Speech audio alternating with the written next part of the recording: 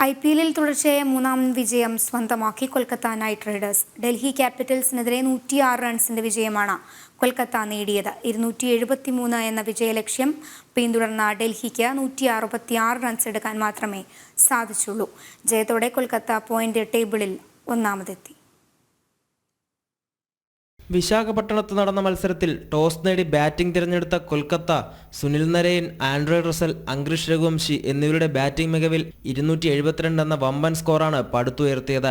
IPL തന്നെ ഏറ്റവും ഉയർന്ന രണ്ടാമത്തെ സ്കോറാണിത്. 39 പന്തിൽ 85 റൺസ് നേടിയ സുനിൽ നരൈനും 27 പന്തിൽ 54 റൺസ് നേടിയ അംഗ്രിഷ് രഘുവംശിയും ചേർന്നാണ് കൊൽക്കത്തയുടെ സ്കോർ ബോർഡ് ഉയർത്തിയത്. അവസാന ഓവറുകളിൽ ആൻഡ്രെ റസലും റിങ്കു സിംഗും തകർത്തടിച്ചപ്പോൾ കൊൽക്കത്തയുടെ സ്കോർ 250 കടന്നു. ഒരു ഘട്ടത്തിൽ സൺറൈസേഴ്സ് ഹൈദരാബാദ് പടുത്തുയർത്തിയ 277 റൺസ് എന്ന സ്കോർ കൊൽക്കത്തയ്ക്ക് മറികടക്കാനാകുമെന്ന് തോന്നിച്ചെങ്കിലും 5 റൺസ് അകലെ കൊൽക്കത്തയുടെ സ്കോർ 272 ഒതുങ്ങി. മറുപടി ബാറ്റിംഗിനിറങ്ങിയ ഡൽഹി തകർച്ചയോടെയാണ് തുടങ്ങിയത്. പവർ പ്ലേ ഓവറുകളിൽ തന്നെ 4 വിക്കറ്റാണ് ഡൽഹിക്ക് നഷ്ടമായത്. 5-ാം വിക്കറ്റിൽ പന്തും സ്റ്റബ്സും ചേർന്ന് ഡൽഹിക്കായി പൊരുതിയെങ്കിലും ഫലമുണ്ടായില്ല.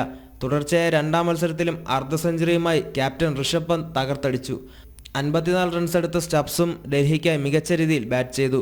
ഇവർ രണ്ടുപേരും പുറത്തായതോടെ ഡൽഹിയുടെ പോരാട്ടവും അവസാനിച്ചു. KKRന് വേണ്ടി വരുൺ ചക്രവർത്തിയും വൈഭവ് അറോറയും 3 വിക്കറ്റ് വീതം വീഴ്ത്തി. ബാറ്റിംഗിൽ തകർപ്പൻ പ്രകടനം പുറത്തെടുത്ത സുനിൽ നരൈനാണ് കളിയിലെ താരം. സ്പോർട്സ് ഡെസ്ക്, ജനം.